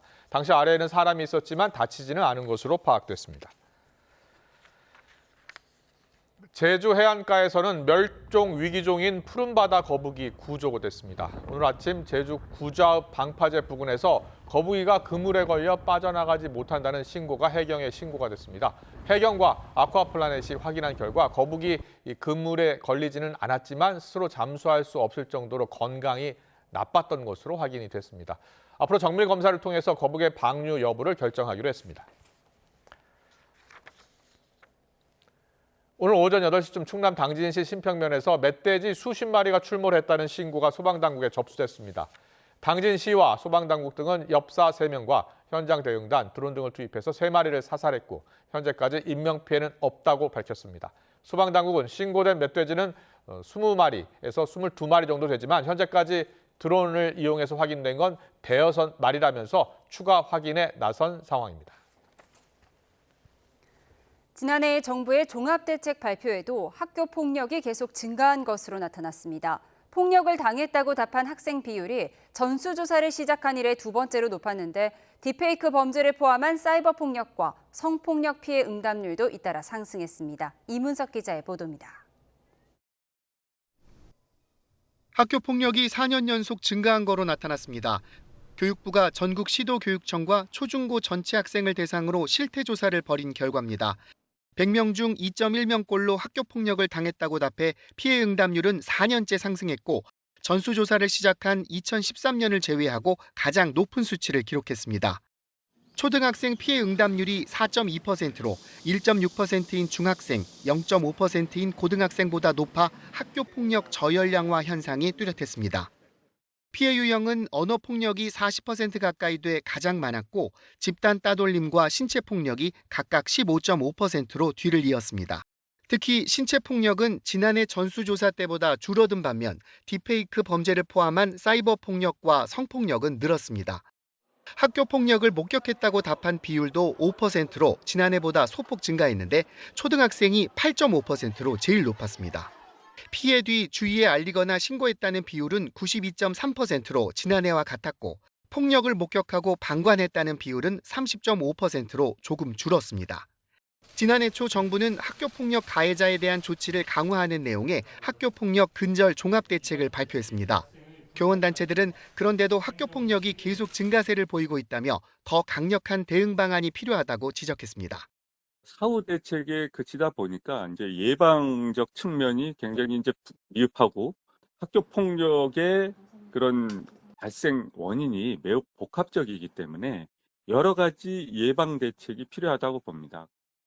정부는 이번 조사를 바탕으로 학교폭력 근절 종합대책을 점검 보완해 내년 상반기에 딥페이크 등 신종 범죄를 포함한 5차 학교폭력 예방대책 기본계획을 내놓겠다고 밝혔습니다. YTN 이문석입니다. 류일임 방송통신심의위원장의 민원사주 의혹을 제기한 방심위 직원들이 스스로 신원을 공개하고 류 위원장에 대한 조사를 촉구했습니다. 방심위 직원들은 기자회견을 열고 양심에 따라 국민권익위원회에 의혹을 알렸지만 돌아온 대가는 고발과 경찰 수사, 권익위의 방관뿐이었다며 이같이 말했습니다. 이들은 국가 예산으로 운영되는 공적기구의 구성원으로서 비리나 공익침해 행위가 발생하면 신고해야 할 책임이 있다면서 류 위원장은 민원인을 가장한 가족과 지윈 뒤에 숨지 말고 조사를 받으라고 요구했습니다. 그룹 뉴진스가 민희진 전 어도어 대표의 복귀를 요구했지만 사측은 대표직을 받아들일 수 없다며 대신 사내 이사직과 프로듀싱 유지를 제안했습니다. 뉴진스가 제안한 마감 시한인 오늘 어도어는 언론에 입장을 내고 대표직 복귀 수용 불가를 비롯해 오늘 이사회에서 논의된 사항을 멤버들에게 전했다고 밝혔습니다. 다만 앞서 민 전 대표가 오는 11월 사내이사 임기 만료 뒤에도 같은 직을 유지할 수 있도록 해달라고 법원에 가처분 신청을 낸 것과 관련해선 이사회 차원에서 재선임을 추진하기 위해 임시 주주총회를 소집하기로 했다고 설명했습니다. 캡슐에 들어가 버튼을 누르면 5분 내로 사망하는 조력 사망 캡슐이 현행법 위반 논란 속에 스위스에서 처음 사용됐습니다. 현지 당국은 관련자들을 자살 방조 혐의 등으로 체포하고 수사에 착수했습니다. 박영진 기자의 보도입니다. 사람 한 명이 들어가 누울 수 있는 크기의 캡슐. 한 남성이 들어가 눕고 문을 닫습니다. 5년 전 네덜란드에서 개발된 조력 사망 캡슐 사르코는 지난 7월 스위스에서 공개됐습니다. 조력 사망은 치료 가능성이 없는 환자가 직접 약물을 투여하는 등의 방법으로 스스로 죽음을 맞는 것을 의미합니다. 환자 스스로 약물을 사용한다는 점에서 안락사와 구분됩니다. We're not telling you where, we're not telling you when, and we're not telling you who, because that could put the death of the person who wants to use the Sarco at risk of her or his death becoming a media circus, and we're not going to do it. 캡슐에 들어가 버튼을 누르고 30초도 안 돼 공기 중 산소량이 뚝 떨어지고 질소 농도가 짙어지면서 죽음에 이르게 됩니다. They're now breathing totally oxygen devoid air. Within 2 breaths of air of that low level of oxygen, they will start to feel disorientated, uncoordinated, slightly euphoric before losing consciousness. 현지 시간 23일 스위스 샤프하우젠주의 숲속에서 60대 미국 여성이 이 캡슐에 들어가 사망했습니다. 하지만 이 캡슐은 스위스에서 사용 승인이 나지 않은 상태로 가동됐고 스위스 당국은 관련자들을 체포해 자살을 방조하고 선동한 혐의로 형사 소송 절차를 밟고 있습니다. 스위스는 조력 사망 허용 국가로 지난해에도 1,200여 명이 조력 사망을 택했지만 이 캡슐은 판매 사용을 승인하지 않고 있습니다. 안전 관련 법률 요건을 충족하지 않았고 질소 사용을 규정한 현행법에도 어긋난다는 이유에서입니다. 하지만 조력 사망 캡슐 공개 행사를 열고 스위스 도입을 추진한 단체는 스위스에서의 사용에 법적인 문제가 없다는 입장입니다. YTN 박영진입니다. 지난 주말 상암 월드컵 경기장에서 성황리에 콘서트를 연 아이유. 그런데 콘서트에 앞서 이를 취소해달라는 민원이 제기됐죠. 다음 달 15일 예정된 이라크전을 위해 잔디 관리를 해야 한다는 의견이었습니다. 상암 경기장의 잔디 상태에 대해서는 앞서 국가대표 선수들도 불만을 제기하기도 했죠. 단 한 가지 좋은 점은 그라운드 컨디션이 원정 경기가 좋다라는 게 잔디도 조금 안 좋긴 했지만 그것도 뭐 경기의 일부분이고 그걸로 변명을 대고 싶진 않은 것 같아요. 좋은 환경에서 하면 더 좋겠지만 잔디 탓을 하고 싶진 않고 잔디 상태에 대한 지적이 이어지자 다음 달 이라크전은 서울 월드컵 경기장 대신 용인 미르 스타디움에서 열기로 했는데요. 서울 월드컵 경기장의 수익과 지출 내역이 공개되면서 논란이 커지고 있습니다. 서울 월드컵 경기장이 축구 경기와 연예인 콘서트 대관, 그에 따른 주차 요금으로 올해 들어 8월까지 올린 수익은 모두 82억 원이 넘습니다. 그런데 잔디 관리에는 얼마를 썼을까요? 고작 2억 5천여만 원에 불과합니다. 벌어들인 수익의 3%, 상당히 적다는 생각이 들죠. 서울시는 내년부터 그라운드석 판매 제외를 조건으로 콘서트 등 문화행사 대관을 허용하고 잔디 관리를 강화하겠다고 밝혔는데요. 더 이상 논두렁 잔디라는 오명은 듣지 않도록 무엇보다 선수들의 경기력에 지장이 없도록 적극적인 개선책이 필요해 보입니다.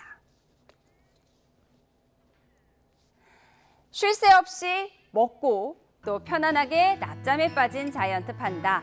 시진핑 중국 국가주석의 핀란드 방문을 계기로 지난 2018년부터 핀란드에서 살게 된 루미와 파이리인데요. 이 판다 커플은 15년 동안 핀란드에 머물 계획이었지만 핀란드 아타리 동물원은 이들을 중국에 일찍 돌려보내기로 했습니다. 이유는 바로 비용 문제입니다. 민간 기업인 아타르 동물원은 판다들이 살고 있는 시설에 120억 원을 투자하고 중국에 보전 비용으로 매년 13억 원씩을 지불했다고 하는데요. 팬데믹으로 방문객이 줄어드는 등 막대한 비용을 감당하기 어려울 정도로 경영이 악화돼 올해 안에 판다들을 중국에 반환하기로 했습니다. 핀란드 외무부는 판다 반환에 정부가 관여하지는 않았으며 중국과의 관계에 영향을 미쳐서는 안 된다고 밝혔는데요. 아쉬워하는 핀란드 팬들이 많을 것 같습니다. 러시아와 조지아 국경의 코카소스 산맥입니다. 끝없이 늘어선 이 대형 트럭 안에는 뭐가 실려 있는 걸까요? 바로 벤츠와 람보르기니, 레인지로버 등 고가의 자동차들입니다. 임시 주차장에 세워진 차량, 보시는 것처럼 대부분 번호판이 없는 상태입니다. 러시아는 국제사회의 제재로 고급 차량 등이 외국에서 들여올 수 없는 상황인데요. 이렇게 버젓이 밀반입되고 있는 겁니다. 보고 계시는 이 영상들은 영국의 스카이뉴스가 공개한 건데요. 개인 명의로 주문된 차량들, 세관 데이터에 등록되지 않은 채 러시아로 넘어갈 수 있는 별도의 번호판이 발급되면 국경을 통과할 수 있다고 합니다. 정확한 반입 경로는 알려지지 않은 가운데 영국 제조사는 지난 2022년 2월 이후 러시아와 벨라루스에 대한 판매를 중단했고 그 제재를 충실히 준수하고 있다고 밝혔는데요. 스카이뉴스는 조지아뿐 아니라 아제르바이잔 국경을 통해서도 유럽과 일본의 고급 차들이 러시아로 들어가고 있다고 보도했습니다. 네, 피아노를 칠 때는 그렇게 차분하고 예쁘게, 또 운동회에서는 누구보다 즐겁고 힘차게 달리는 이 어린이. 올해 11살이 된 신하율 양인데요. 영상에서 이렇게 누구보다 건강해 보이는 하율이었는데 2달 전 갑자기 속이 안 좋다면서 쓰러진 뒤 끝내 의식을 찾지 못하고 뇌사 상태에 빠졌습니다. 그리고 얼마 전 뇌사 장기 기증으로 5명에게 새 생명을 주고 하늘의 별이 됐다는 소식이 전해졌습니다. 하율 양의 심장과 폐장, 간장, 또 양쪽 신장으로 5명이 새 삶을 살 수 있게 됐는데요. 하율 양의 어머니가 딸의 몸 일부라도 살리고 싶은 생각에 장기 기증에 동의했다고 합니다. 자식을 잃은 슬픔 앞에서 이런 판단 내리기 쉽지 않죠. 그만큼 어린이 장기 기증은 더욱 값지고 고마운 결정입니다. 2023년을 기준으로 했을 때 성인 장기 기증에 비해서 어린이 장기 기증은 약 3.5% 가량이거든요. 어린이 대기자에게는 어린이 기증자가 있어야지만 그 새로운 삶을 시작할 수 있게 되거든요. 외동딸 하율 양은 펜션 운영을 시작하는 엄마에게 어릴 적부터 모아뒀던 용돈을 드리기도 하는 등 배려심이 남달랐다고 합니다. 고 하율 양의 어머니를 저희가 전화로 만나봤는데요. 들어보겠습니다. 그냥 뭐든지 그냥 나눠주는 친구, 뭐든지 나눠줘요. 뭐든지 자기가 아끼는 거, 누가 갖고 싶어 한다라는 그런 표현이 있으면 집에 와서 자기 거를 이렇게 챙겨가지고 가서 그 친구 기분 나쁘지 않게. 하율 양 어머니는 엄마 딸로 태어나줘서 고맙다며 심성이 착한 딸의 장기를 받은 수혜자가 하율이의 목까지 선한 마음으로 건강하게 잘 지내줬으면 좋겠다고 말했는데요. 커서 변호사가 돼 어려운 사람을 도와주는 게 꿈이었던 하율이 하늘나라에서도 환한 미소 잃지 않고 행복하길 바랍니다. 제가 혼자 결정을 한 부분이지만 워낙 베풀고 나누고 본인 것도 아낌없이 나눠주는 아이였거든요. 분명히 엄마한테 잘했다고, 고맙다고, 정말 고맙다고, 엄마 잘했다고 저를 칭찬해 줄 것 같아요. 분명히 그럴 거예요.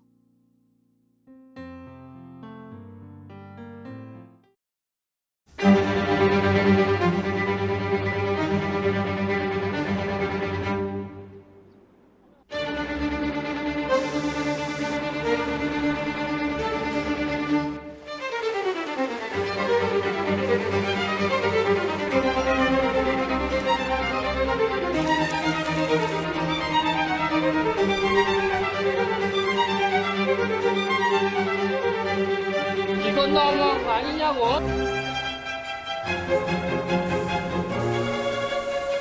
이번 겨울은 많이 추울 거라고 생각합니다. 비교를 하자면 2022 겨울하고 이번 겨울 좀 비슷한 패턴이 아닐까요? 영하 18도? 이런 고동 겨울은 한파가 기승을 부릴 것이다.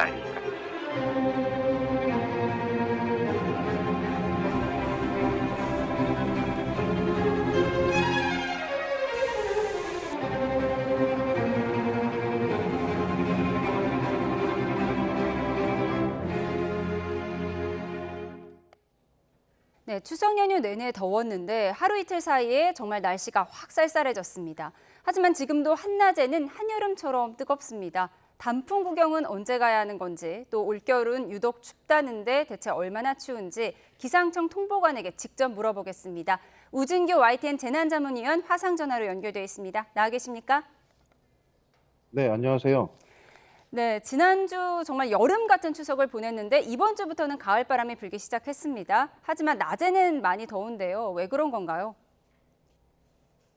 현재 우리나라를 기준으로 북쪽에서는 찬 공기를 수반을 한 이 바람이 불러 들어오면서 우리나라를 점유한 상태입니다. 그에 따라서 지상에서는 이제 고기압이 이제 우리나라에 영향을 주기 시작을 하는데요. 이렇게 되면 낮에는 이 고기압 영향권에서 구름이 없는 상태가 되기 때문에 일사로 인해서 기온이 많이 오르고, 밤에는 북쪽에서 내려온 찬 공기가 있는 상태에서 이 새벽 내내 복사냉각에 의한 기온 하강이 나타나기 때문에 굉장히 일교차가 크게 벌어지는 시기로 접어들게 됩니다. 그래서 이러한 현상들이 최근에 좀 많이 나타나는 경향을 보이고 있습니다.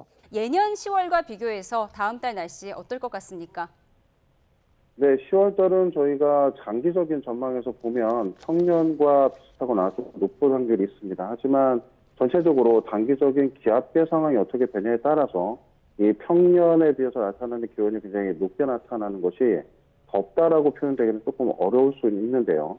그러한 것들을 고려했을 때 아침, 저녁으로는 기온이 좀 많이 내려가고 낮에는 기온이 어느 정도 오르는 이제 일교차가 큰 날씨가 나타날 확률이 높은 기간이 10월 달입니다. 그래서 이 옷을 입을 때 일교차가 굉장히 크게 나타나고 낮에는 좀 더울 가능성이 있기 때문에 이러한 옷매구세가 필요한 것이 9월 달부터 10월 달까지의 상황이라고 보시면 되겠습니다. 네, 이 일교차가 크다고 말씀을 해주셨는데 예년 9월과 10월과 비교해서 더 일교차가 심한 건가요? 그렇다라고 하고는 수 없습니다. 평균적으로 이 우리나라에 나타나는 이 9월, 10월, 즉 가을에 나타나는 일교차는 대체적으로 이 적게는 약 10도 내외에서 크게는 15도까지 상회하는 경우들이 종종 나타납니다. 그래서 이러한 것들이 뭐 다른 해에 비해서 올해가 일교차가 더욱 크다라고 전제할 수 없고요. 다만 낮에 기온이 조금 더 오르는 기간, 그리고 밤에는 찬 공기가 조금 더 강하게 내려오면서 이 찬 공기로 인한 복사냉각 효과가 크게 나타나는 시기에는 일교차가 좀 더 커질 수는 있지만 이러한 것들이 최근 들어서 굉장히 커지고 있다, 이렇게 얘기할 수 있는 통계적 자료나 그런 객관적 지표는 현재까지는 없는 것으로 분석되고 있습니다. 네, 기온만큼 관심이 많은 게 바로 단풍 구경인데요. 유명한 곳을 예약하려고 봤더니 재밌는 현상이 있었습니다. 10월 초에는 여유가 있고 10월 말부터 11월 초에 예약이 많이 몰렸더라고요. 이때가 절정인가요? 다들 아시겠지만 기상청에서 이 단풍이나 벚꽃과 관련된 전망을 하지는 않습니다. 민간 기상 사업체들을 중심으로 해서 이러한 정보들이 나가고 있고요. 일부 산림청 쪽에서도 이러한 정보를 내는 것으로 알고 있습니다. 다만 이러한 예약과 관련된 여러 국민분들의 어떤 앞으로의 그 단풍에 관련된 이러한 여행 같은 계획들은 앞으로의 전망이 어떻게 된다라기보다는 이때가 경험적으로 굉장히 단풍이 좀 최성기에 드는 그런 기간이라고 모두들 알고 계시기 때문에 이러한 어떤 예약 현황이 나오는 거라고 생각이 되고요. 통계적으로도 많은 그 예약이 몰려있는 이 기간 동안에 단풍이 최성기에 드는 대체적인 그러한 통계적 관측 자료들이 있기 때문에 이 시기가 아무래도 다른 달에 비해서 많이 그런 것들이 국민분들께서 생각하시고 예약을 하는 것으로 보입니다. 네, 정확한 시점을 알 수 없다고 말씀하셨지만 단풍이 늦어진 건 좀 확실한 것 같습니다. 단풍이 늦어진 거는 올여름에 이 더웠던 이 폭염 때문인가요? 요거는 조금 계절과 조금 살펴볼 필요가 있는데요. 최근 단풍이 늦어진다라고 하시는 그 부분들은 저희가 최근 한 30년 동안에 이 단풍에 대한 관측은 이루어지고 있기 때문에 이 전국적으로 이루어지는 단풍 관측 경향을 보면 해마다 굉장히 좀 다릅니다. 어떤 해는 좀 다소 빠른 해가 있고 어떤 해는 좀 다소 늦은 해가 있는데 이것이 어떤 경향적인 측면에서 늦어진다라고 보기보다는 특정 해에 나타나는 여러 가지 공기의 흐름들, 기단의 영향도가 얼마나 빠르냐 늦냐에 따라서 해마다 굉장히 다르게 나타나는 경향을 보이고 있기 때문에 단순히 이것을 최근에 단풍이 늦어진다라는 표현보다는 재작년 같은 경우만 하더라도 단풍이 평년보다 굉장히 빨리 나타난 한 해로 기록이 되었었습니다. 그래서 이러한 어떤 식생과 관련된 부분들은 단순한 어떤 계절과의 변화 또는 단기적인 날씨에 대한 변화와는 조금 더 추가적인 분석이 필요한 것으로 보이고요. 그렇기 때문에 최근에 단풍이 늦어진다라고 보기보다는 굉장히 시기적으로 다르게 나타나는 것이 이런 식생과 관련된 부분에 크게 작용을 한다, 이렇게 좀 볼 수가 있겠습니다. 네. 힘겨운 여름을 보내고 나니 이젠 겨울이 걱정입니다. 겨울에 기록적 한파가 예상된다, 영하 18도까지 떨어진다, 이런 예상도 나왔는데요. 올겨울이 유독 추운 건가요? 현재 기상청에서 발표한 3개월 전망을 보면 10월과 11월 달은 점차 평년보다 좀 높은 기온 추세를 보이다가 11월 달에 평년과 비슷할 확률이 좀 높고요. 12월 달로 가게 되면 평년보다 기온이 낮을 확률이 약 40%, 비슷할 확률이 약 40% 정도로 비슷하거나 조금 낮을 확률에 방점을 두고 있습니다. 하지만 이러한 것들이 우리나라에 나타나는 앞으로의 강력한 한파를 비추는 자료라고 보기는 어렵고요. 비단 작년만 하더라도 우리나라 전국 내륙에 영하 18도로 기록된 지역들이 종종 나타나게 됩니다. 그 이전에도 많았고요. 그래서 겨울철에는 평소에는 좀 기온이 높게 형성되는 날이 있거나 또는 맑은 날씨 속에서 일사로 인한 기온 상승이 있겠지만 주기적으로 북쪽에서부터 내려오는 강한 찬 공기가 우리나라에 영향을 주는 시점에는 기온이 급격하게 떨어진다든지 앞서 말씀하신 대로 우리나라 어느 일부 내륙 지역에 아침 최저 기온이 등이 영하권으로 떨어짐과 동시에 말씀하신 영하 18도 또는 영하 20도까지 떨어질 수 있는 가능성을 언제나 갖고 있는 지역이기 때문에 우리나라가 이러한 영하 18도 이하로 떨어진다라는 것이 기후학적 의미에서 굉장히 우리나라 쪽에 앞으로 강력한 한파를 몰고 올 것이다라고 보기는 어렵고요. 다만 앞으로 우리나라의 겨울철이 해마다 나타나게 되면서 이러한 한파들은 매해는 아니더라도 굉장히 자주 나타나는 위험기상 일부의 하나이기 때문에 겨울철이 다가옴과 동시에 장기적으로 또는 급격하게 기온이 떨어지는 또는 굉장히 한파가 몰려드는 이러한 상황에서는 겨울철에 시설물 점검 등과 건강관리에 각별히 유의해야 한다는 부분으로 좀 명심을 해주셨으면 좋겠습니다. 네, 알겠습니다. 가을 단풍과 겨울 기온 전망까지 짚어봤습니다. 지금까지 우진규 기상청 통보관이었습니다. 고맙습니다. 네, 감사합니다.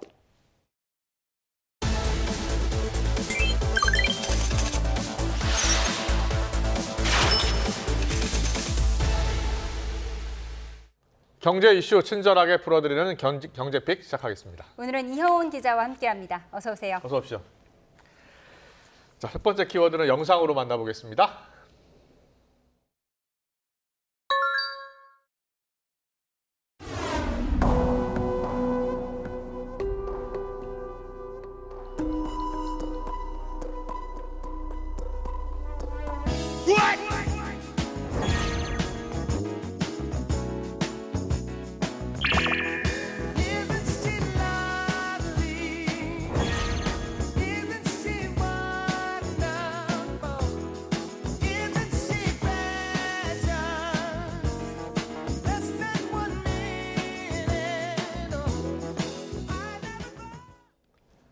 네, 반가운 소식입니다. 출생아 수가 크게 늘었네요. 네, 지난 7월에 태어난 아기가 많이 늘었습니다. 이 통계청이 오늘 인구 동향을 발표했는데요. 저희가 그래픽 준비했거든요. 한번 보실까요?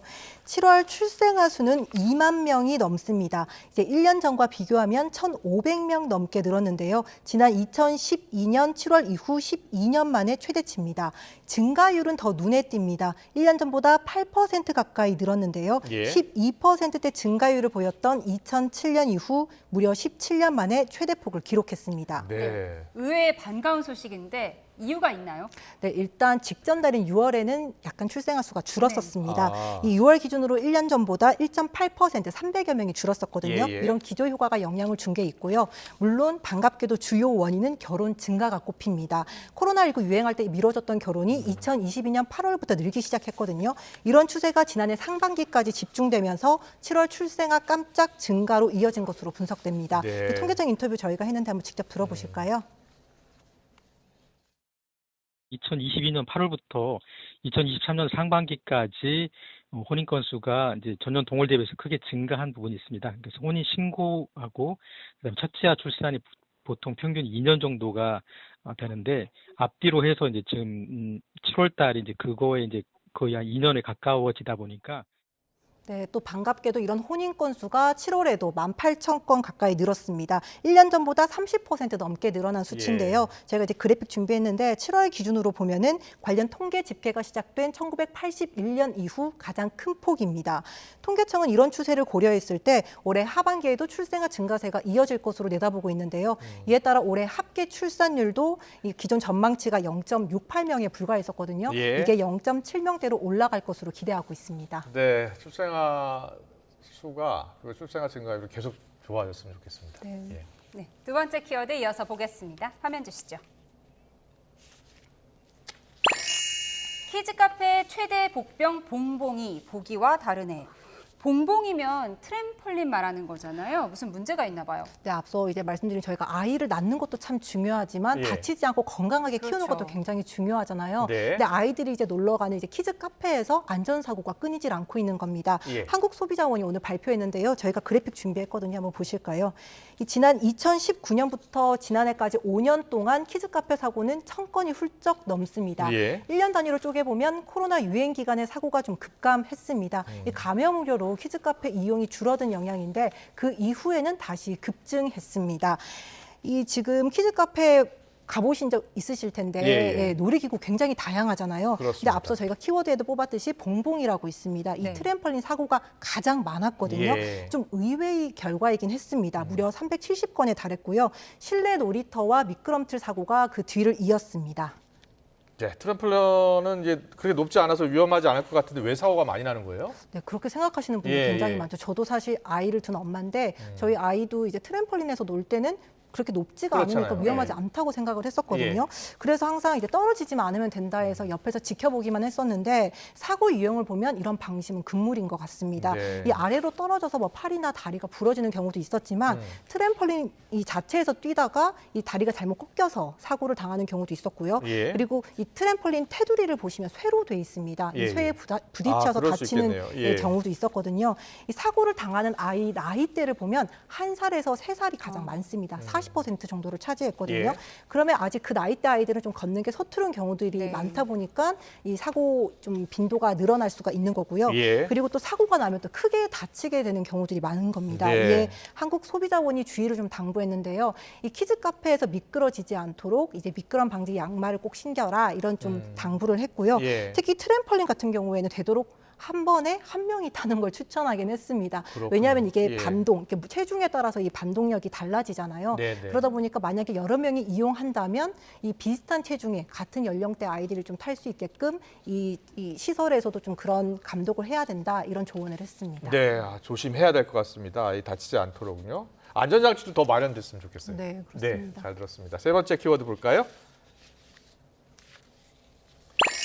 마지막 키워드는 집값 상승 기대, 3년 만에 최고치. 기대감이 이렇게 높아요? 네, 1년 뒤 집값이 더 오를 거라고 예. 보는 분들이 여전히 많은 겁니다. 한국은행이 오늘 발표한 자료 저희가 이제 그래픽으로 준비했는데 한번 보실까요? 예. 이 9월 주택가격 전망 지수가 119로 집계됐습니다. 한 달 전보다 1포인트 올랐거든요. 이 지수는 현재를 기준으로 1년 뒤의 전망치를 반영하는 건데요. 100을 웃돌면 집값 상승 예상치가 하락 예상치보다 많은 겁니다. 예. 이런 예상치가 넉 달 연속 오르고 있는데요. 특히 119까지 오르면서 지난 2021년 10월 125 이후에 예. 2년 11개월, 그러니까 거의 3년 만에 최대치로 올랐습니다. 네, 이달 들어서 가계대출 증가세는 좀 꺾였다고 했잖아요. 그런데 집값 상승 기대감은 왜 더 커진 건가요? 네, 이게 조사가 이루어진 기간이 좀 중요한데요. 지난 6일부터 13일까지 이번 조사가 이루어졌거든요. 그때만 해도 8월 주택담보대출 규모가 역대 최대치를 기록했다 이런 그렇죠. 보도가 쏟아질 때예요. 그래서 이런 분위기가 어느 정도 영향을 준 것으로 보이는데 한국은행 역시 조사가 이루어지는 기간에 7월과 8월 매매 거래와 집값 상승 뉴스들이 나오면서 주택 가격이 오를 거라는 응답이 많아진 것으로 분석했습니다. 네. 자, 그럼 이런 분위기가 다음 달에 반영이 되면은 그런 기대감도 좀 꺾일까요? 최근 분위기는 사실 진정세이긴 예, 한데요. 예. 이번 달에는 이제 추석 연휴 기간이 있었고 또 은행권과 금융당국이 전방위 대출 규제를 쏟아냈잖아요. 네. 그러다 보니까 5대 은행 기준으로 봤을 때 가계대출 증가세가 다소 주춤하긴 했습니다. 이번 달 절반이 지난 시점에서 보면 지난달보다 2조 7천억 원 정도 늘었습니다. 예. 이런 속도가 유지된다면 이번 달 증가폭은 4조 원대에 그칠 거라는 전망이 나옵니다. 이 9조 원이 넘어서 최대치를 기록했던 8월에 절반 아래로 떨어지게 되는 건데요. 예. 다만 이렇게 이 가계대출 규모 급증세가 꺾인다고 해도 집값 상승세가 이 집값 상승 기대감까지 꺾일지는 아직 미지수입니다. 네. 앞서 말씀드린 대로 이 연휴 여파와 전방위 대출 규제 그리고 이 단기간에 집값이 굉장히 급등했었잖아요. 예. 이에 대한 피로감이 좀 겹치면서 잠시 쉬어가는 타임으로 보는 그런 시각도 적지 않기 때문입니다. 네. 특히 한국은행이 실제로 기준금리를 내리게 된다면 이 대출이 다시 또 꿈틀댈 수 있기 때문에 이런 추세도 좀 지켜봐야 한다는 신중론도 만만치 않거든요. 네. 이런 이유로 집값 상승에 대한 기대감은 현재로서는 쉽게 꺾이지 않을 가능성이 좀 커 보입니다. 네. 잘 들었습니다. 요즘 경제 관련 뉴스가 답답한 뉴스가 많았는데 출생아 증가율 17년 만에 최대치는 정말 반가운 소식이었습니다. 네, 잘 들었습니다. 고맙습니다. 고맙습니다. 감사합니다. 네, 이어서 기업 뉴스 전해드립니다. GS25가 내일부터 호빵과 붕어빵 등 겨울 간식 판매에 들어갑니다. 지난해 GS25의 호빵 식품의 판매 비중은 33.5%로 1년 전과 비교해 5.3% 증가해 겨울철 편의점 간식 수요가 커지고 있는 것으로 분석됐습니다. 삼성전자가 현대차그룹과 손잡고 갤럭시 스마트폰과 현대기아차를 연결하는 서비스 확장에 나섭니다. 삼성전자와 현대차그룹은 오늘 서울 서초구 삼성전자 캠퍼스에서 이 같은 내용의 기술 제휴 및 상호 협력을 위한 업무 협약을 맺었습니다. 요즘 아침과 낮 사이 계절이 달라지는 듯합니다. 여전히 한낮에는 여름 기운이 남아 있는데요. 내일도 서울 낮 기온 28도로 오늘과 비슷하겠습니다. 또 오늘 하늘에는 구름이 많았는데요. 앞으로 내일 아침까지 중서부와 전남 남해안 그리고 제주도에는 5에서 20mm 약한 비가 지나겠고요. 내일 그 밖에 전국에도 요란한 소나기 소식이 있습니다. 외출하실 때는 작은 우산 하나 챙겨주시면 좋겠고요. 출근길에는 미끄러운 도로에 유의해 주셔야겠습니다. 내일 아침 출근길도 20도 안팎으로 선선하겠습니다. 서울 20도, 대전과 대구 19도 보이겠고요.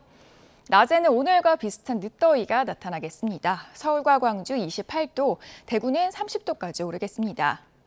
모레와 글피에는 영동을 중심으로 비가 자주 내리겠고요. 때늦은 낮더위는 다음 주 중반 개천절을 전후로 누그러들겠습니다. 날씨였습니다. 네, 수요일 뉴스원 여기서 마치겠습니다. 함께해 주신 여러분 고맙습니다.